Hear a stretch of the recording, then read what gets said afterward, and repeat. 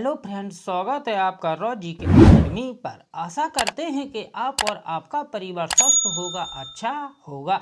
तो आइए दोस्तों, इसके साथ आज की क्लास को प्रारंभ करते हैं। आज की इस क्लास में हम बात करेंगे एपीकल्चर अर्थात मधुमक्खी पालन के बारे में। यह क्लास होगी वो आपके आने वाले एग्जाम के लिए बहुत ही महत्वपूर्ण होगी, इसलिए दोस्तों वीडियो को बिना स्किप किए अंत तक जरूर देखिए। तो आइए दोस्तों, इसी के साथ आज की क्लास को प्रारंभ करते हैं। इसमें सबसे पहले देखते हैं कि मधुमक्खी क्या है। तो मधुमक्खी एक सामाजिक कीट होता है तथा मधुमक्खी के छत्ते में एक रानी मधुमक्खी पाई जाती है तथा छत्ते में कुछ ड्रोन मधुमक्खियां होती हैं तथा इसके अलावा छत्ते में कुछ काम करने वाली मक्खियां भी होती हैं और इन्हीं काम करने वाली मक्खियों को सिपाही मक्खियां भी कहा जाता है।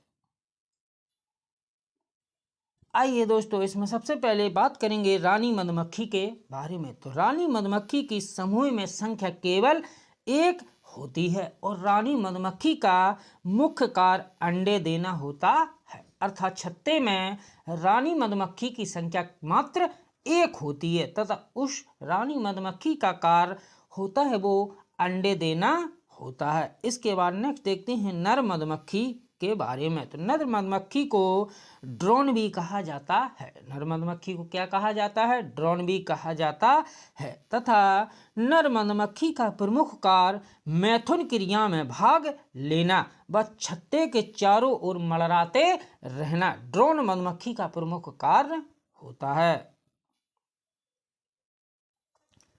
आइए दोस्तों, इसके बाद श्रमिक मधुमक्खियों से संबंधित कुछ महत्वपूर्ण पॉइंट देखते हैं कि श्रमिक मधुमक्खियां संख्या में बहुत अधिक होती हैं। अर्थात छत्ते में श्रमिक मधुमक्खियों की संख्या बहुत अधिक पाई जाती है तथा श्रमिक मधुमक्खियों का मुख्य कार्य पराग एवं मकरंद अर्थात भोजन एकत्रित करना श्रमिक मधुमक्खियों का मुख्य कार्य होता है। इसके बाद नेक्स्ट पॉइंट देखते हैं कि सामान्यतः मधुमक्खियां अपना छत्ता है वो बसंत ऋतु में बनाती हैं। नेक्स्ट पॉइंट देखते हैं कि जब रानी मधुमक्खी अपनी कुछ नर व श्रमिक मक्खियों के साथ पुराने छत्ते को छोड़कर उड़ जाती हैं तो इस क्रिया को वृंदन कहते हैं। अर्थात जब रानी मधुमक्खी अपनी कुछ नर व श्रमिक मधुमक्खियों के साथ पुराने छत्ते को छोड़कर उड़ जाती हैं तो उस क्रिया को क्या कहते हैं? वृंदन कहते हैं।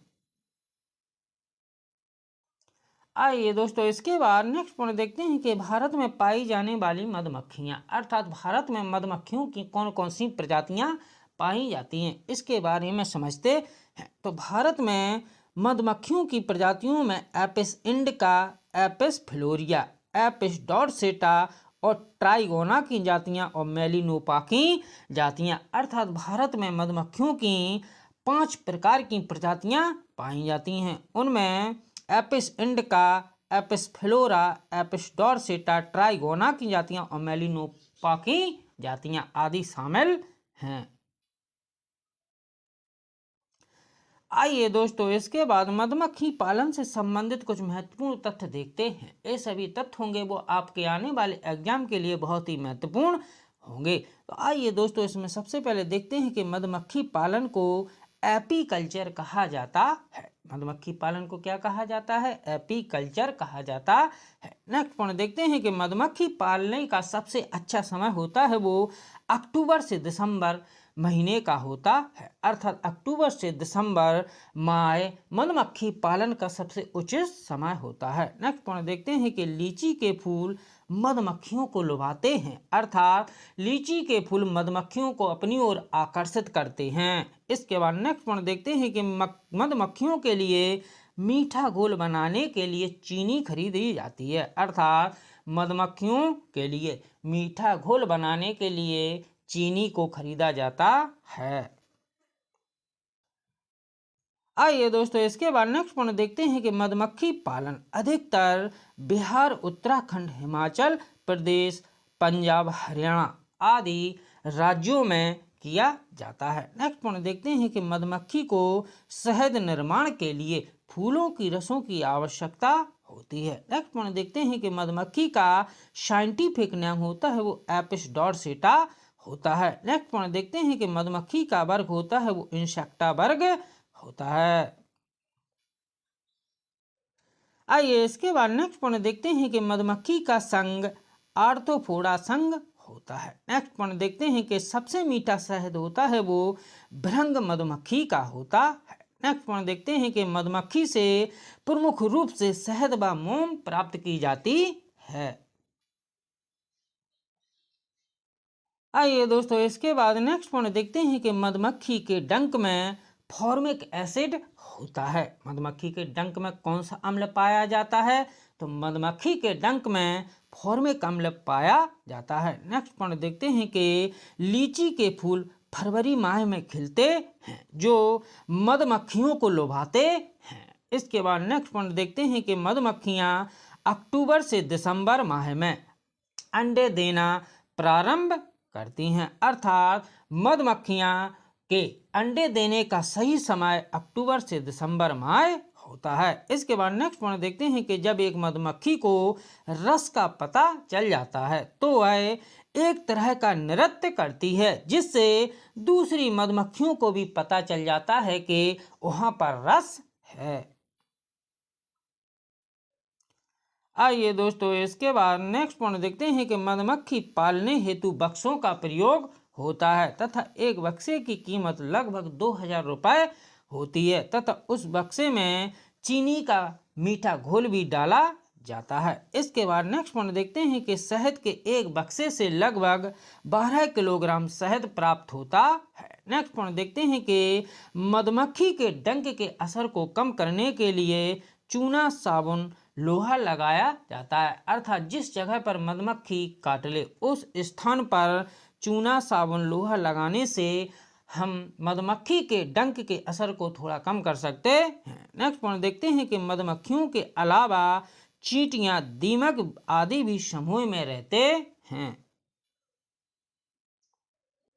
आइए दोस्तों इसके बाद एपीकल्चर मधुमक्खी से संबंधित कुछ महत्वपूर्ण क्वेश्चन देखते हैं। इसमें सबसे पहले देखते हैं कि एक श्रमिक मधुमक्खी गर्मियों में कितने समय तक जीवित रहती है? तो एक श्रमिक मधुमक्खी गर्मियों में लगभग 2 महीने तक जीवित रह सकती है। तो यहाँ से क्वेश्चन फर्स्ट का करेक्ट आंसर होगा ऑप्शन ए।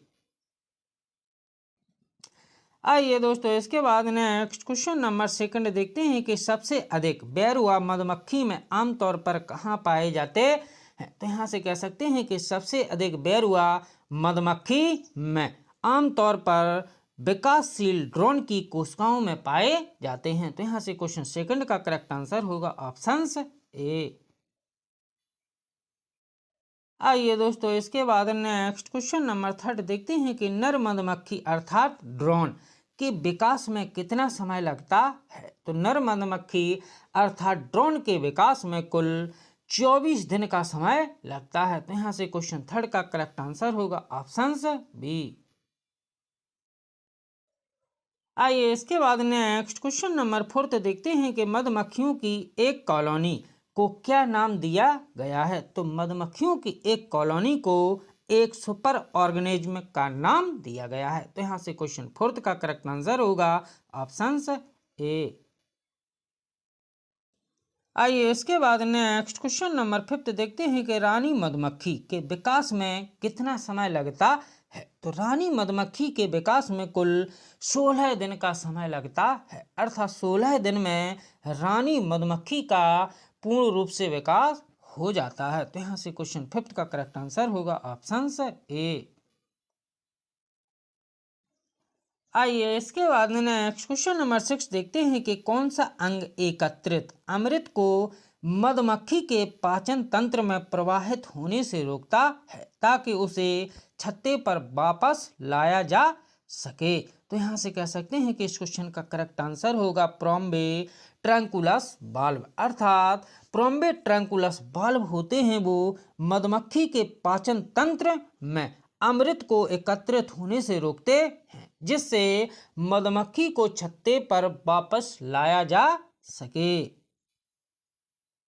आइए दोस्तों इसके बाद नेक्स्ट क्वेश्चन नंबर 8 देखते हैं कि कितनी श्रमिक मधुमक्खियां लगभग 1 किलो शहद बनाती हैं। तो यहाँ से कह सकते हैं कि लगभग 11,000 मधुमक्खियां मिलकर 1 किलोग्राम शहद का निर्माण करती हैं। तो यहाँ से क्वेश्चन 8 का करेक्ट आंसर होगा ऑप्शन ए।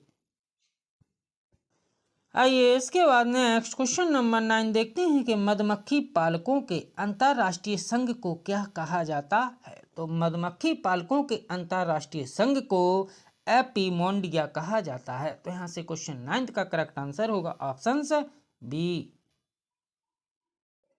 आइए इसके बाद नेक्स्ट क्वेश्चन नंबर 10 देखते हैं कि एक श्रमिक मधुमक्खी के अंडे देने से लेकर एक पूर्ण विकसित वयस्क के रूप में उभरने तक के विकास में लगभग कितना समय लगता है। तो यहाँ से कह सकते हैं कि एक श्रमिक मधुमक्खी के अंडे देने से लेकर एक पूर्ण विकसित वयस्क के रूप में उभरने तक के विकास में लगभग 21 दिन का समय लगता है। तो यहाँ से क्वेश्चन 10 का करेक्ट आंसर होगा ऑप्शन ए।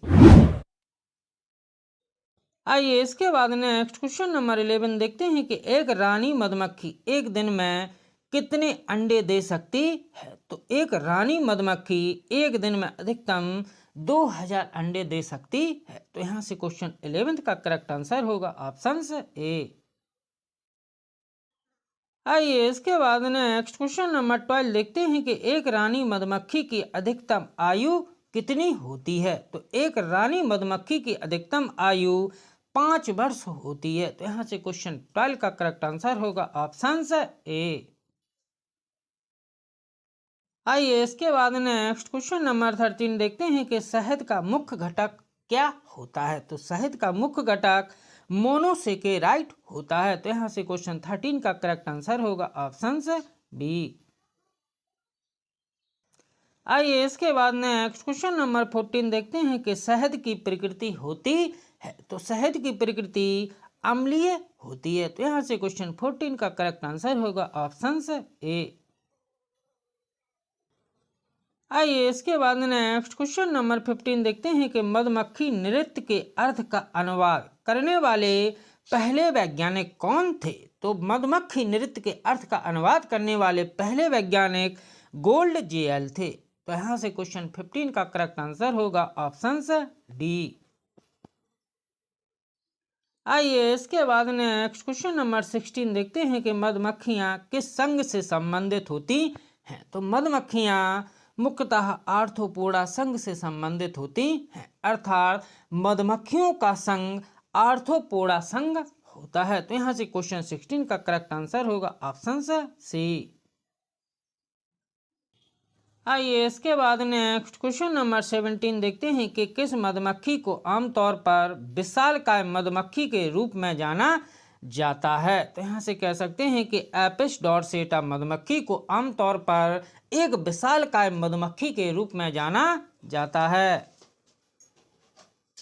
आइए इसके बाद नेक्स्ट क्वेश्चन नंबर 18 देखते हैं कौन सी एक भारतीय मधुमक्खी की प्रजाति है जिसे भारत में लोकप्रिय रूप से पालतू बनाया जाता है। तो यहाँ से कह सकते हैं कि एपिस सेराना इंडिका एक भारतीय मधुमक्खी की प्रजाति है जिसे भारत में लोकप्रिय रूप से पालतू बनाया जाता है। तो यहाँ से क्वेश्चन 18 का करेक्ट आंसर होगा ऑप्शन सी।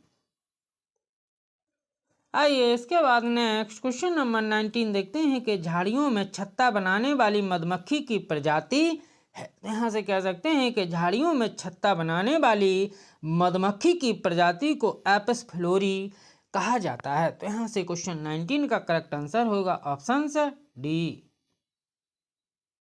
आइए दोस्तों आज का लास्ट क्वेश्चन नंबर 20 देखते हैं कि कौन सी मधुमक्खी सबसे छोटी मधुमक्खी होती है। तो यहाँ से कह सकते हैं कि एपिस फ्लोरी मधुमक्खी सबसे छोटी मधुमक्खी की एक प्रजाति होती है। तो यहाँ से क्वेश्चन 20 का करेक्ट आंसर होगा ऑप्शन डी। यदि दोस्तों वीडियो अच्छा लगे तो वीडियो को लाइक करें, शेयर करें तथा चैनल को सब्सक्राइब करें जिससे नेक्स्ट वीडियो का नोटिफिकेशन आपको आसानी से मिलता रहे। जय हिंद, जय भारत।